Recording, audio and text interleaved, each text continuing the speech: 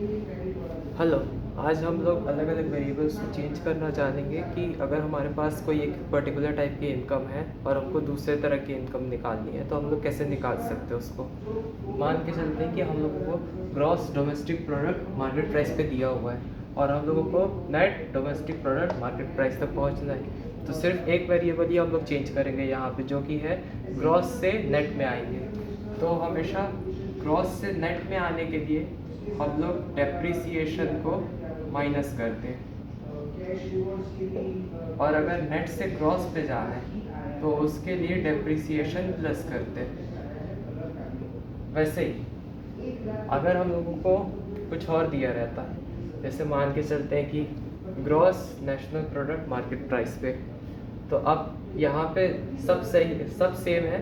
सिर्फ ग्रॉस यहाँ डोमेस्टिक से नेशनल में हमको जाना है, तो डोमेस्टिक से नेशनल में जाने के लिए हम लोग फैक्टर इनकम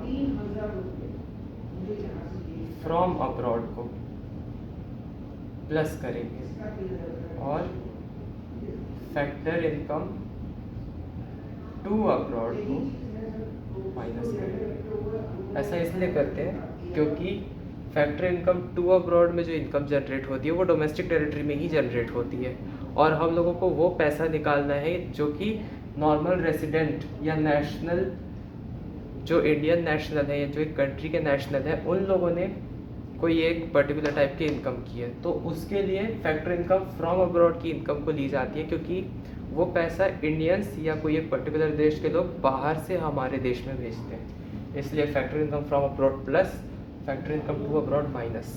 और अगर नेशनल इनकम से डोमेस्टिक इनकम में जाना हुआ तो हम लोग बस इसी को अपोजिट कर देंगे, फिर हो जाता plus factor income to abroad और हो जाता minus factor income from abroad. हर केस में प्रोडक्ट सेम रहता है, क्योंकि प्रोडक्ट का मतलब होता है गुड्स और सर्विसेज, तो हम लोगों को एट द एंड गुड्स और सर्विसेज ही तो निकालना है कोई एक देश की, तो इसको चेंज कभी नहीं हो करते। बाकी अगर दिया रहता कि gross domestic product market price से हम लोग को जाना रहता gross domestic product factor cost पे, तो हम लोग क्या करते, इसमें हम लोगों को दो चीज़ लगती। सबसे पहले लगता इनडायरेक्ट टैक्स